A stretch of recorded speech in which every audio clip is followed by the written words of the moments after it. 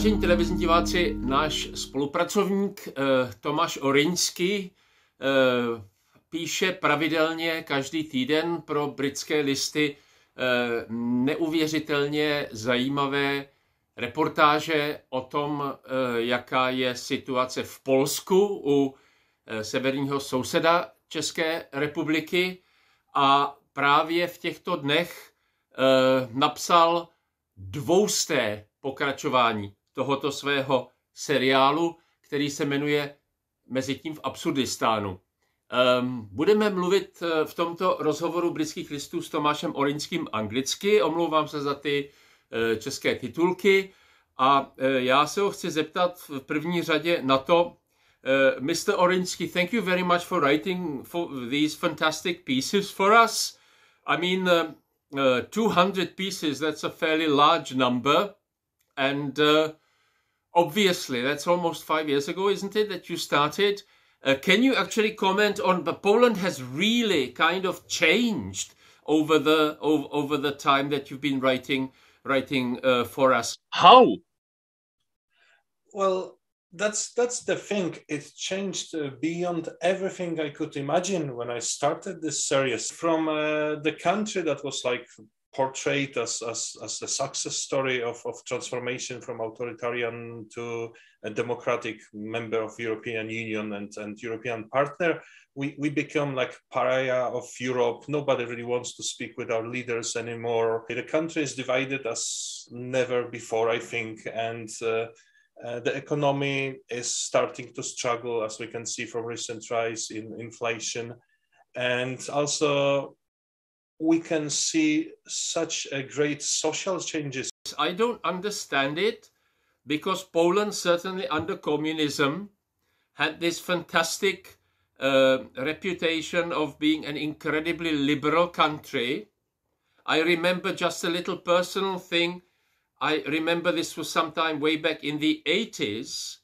There was a officially published academic article but in a communist academic publishing house in Poland, and it was some kind of social science article, and there were references in the article to the broadcasts of footnotes, to the broadcasts of Radio Free Europe.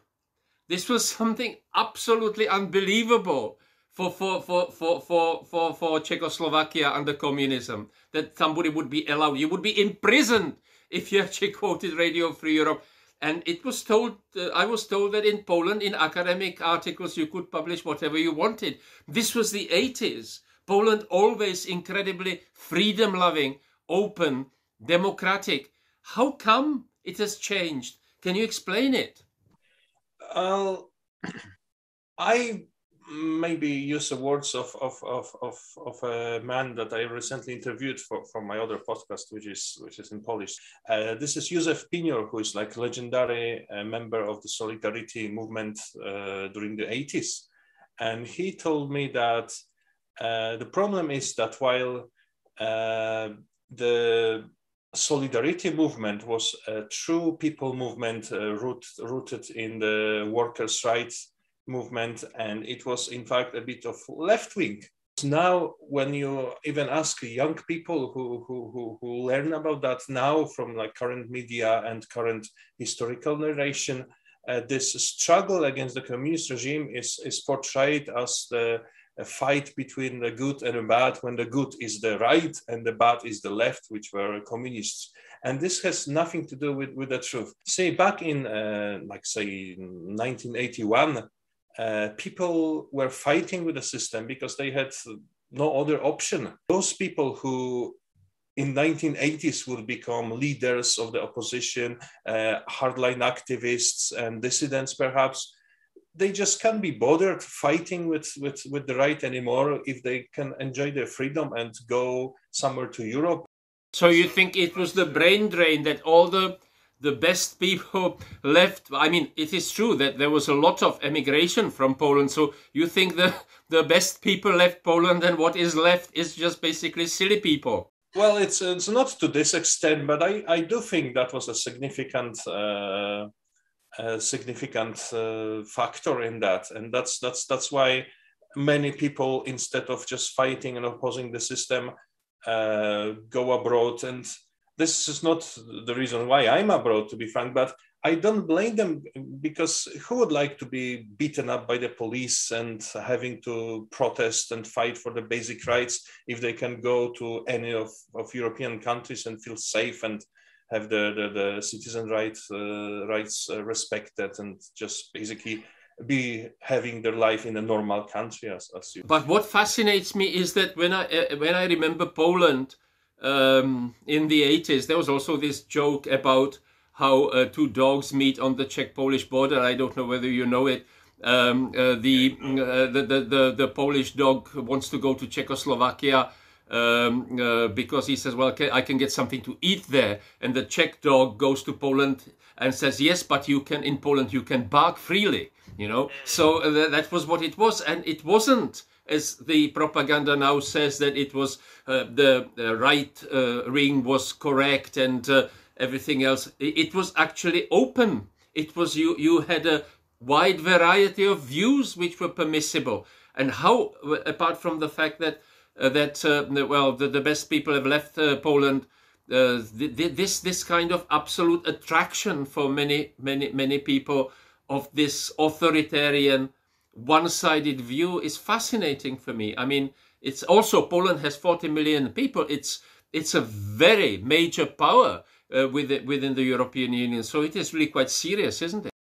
Maybe it's a church's influence, because we do have a very strong union between the church and the ruling party, although it's not going great for either of them. I think recently Poland become like the fastest, the country where the people leave the religion the fastest in the world. So soon we may join you, the Czech Republic, with being one of the most atheist countries in Europe. So how is it now? Okay, how many people are actually the very ardent supporters of religion in Poland now? Most like casual, faithful are leaving the church, but the hardliners are growing in strength and are becoming more extreme. They infiltrated the government and state institutions, universities, and they are having really strong influence on the social life in Poland. Can I ask about the young people? Obviously, there's a lot of probably indoctrination, church indoctrination, all that in schools. How do young people react to it? The young people, which is probably nothing unusual, are much more polarized than the older generations. So the support for extreme right, like Konfederacja, is growing, but also the support for the left is growing significantly. So I think we are just before the generation change, and the young people will become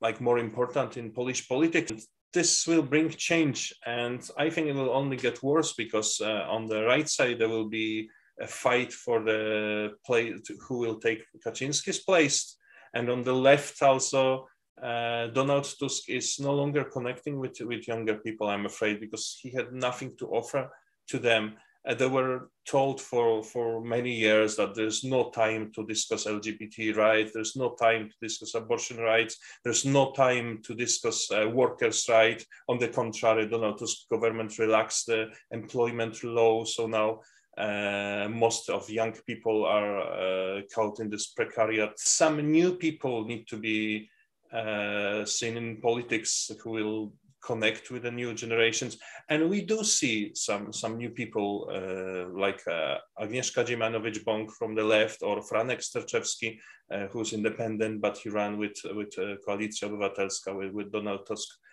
party. Well, we see also extreme right people like Krzysztof Bosak, who is quite prominent on the right. Now, we all know that actually Poland, after the Second World War, was kind of shifted there was there's basically two Polands, because on the one hand there is the eastern part and the kind of western part which used to be Germany.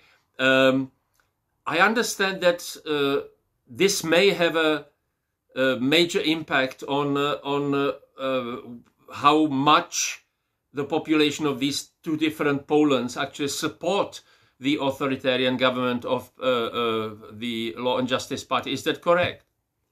I would say it goes even further, because if you look closely at all the maps, you see the divisions going along the lines of the partitions from 19th century. Really? You can see like Galicia, which was Austro-Hungarian. You can see the part that used to be Russian, and those are mostly like pro-government, pro-right-wing. So you can have like Polish equivalent of the Bible Belt in southeast Poland, in Podkarpacie, where people are the most conservative. And that would be the nearest to Slovakia, wouldn't it, basically? Yes, and the West, where people were like mixing arrivals from the other parts of Poland. For example, Wrocław, where I'm from, it's often said that it's getting its most of the intellectual elite from Lvov, which is now Ukraine after the war, but actually most of its inhabitants came from Poznań, from central Poland. So we had all these people coming there, mixing together, learning each other ways. And you can even see that in the language, because Wrocław is the place when they speak the cleanest Polish, like the Queen's Polish, you could say, because all those influences and local accents, local dialects has cancelled each other after the war. And you can see this clear divide between Western and Eastern Poland, but it's, as I said, more along the 19th century. Is there also a difference between the countryside and cities? It is, although I'm not sure if that difference is so significant, because the countryside has changed dramatically, especially after we joined the European Union. So we still think about the countryside as the land of farmers, but actually all those like small farmers have disappeared now. In average village, you just got a couple of big farmers, and the rest of the people are living more like city style of the life, and they work in the nearby towns. Actually, most of the people in countryside now are interested in the same issues as the peers from the big cities are. Finally, final question. Okay, so what is the difference? Percentages. How many people actually in Poland, how many percentages support the ruling authoritarian party, and how many people are supporting the opposition, and what will happen at the next election? I told before to my readers, I no longer dare to predict anything. But if you look at the polls, PiS still has a hardline group of supporters, which is probably varying between 20 and 30%. And they really have a strong grasp over them, because those people are like, I would say, like a sect. They got their own media, including the public broadcasters, public radio, and now all those local papers that were taken over by the government-controlled oil company. And they just being pumped with this government propaganda 24/7. And it is very, very hard to reach to them. And I would say it's not even that those people have different facts. They even have different morality. If I may digress slightly, I spoke recently with a member of my family who is a strong PiS supporter, and I wanted to change the subject and told them a story from my holidays about, I just showed them pictures from my holidays in Orkney, and there was this picture of this lonely grave in the British Isles of the girl who committed suicide after she became pregnant with some sailor who ran away, and she was so persecuted by her community that she just basically hung herself. And I just told her this story because it was on the picture, and she asked why.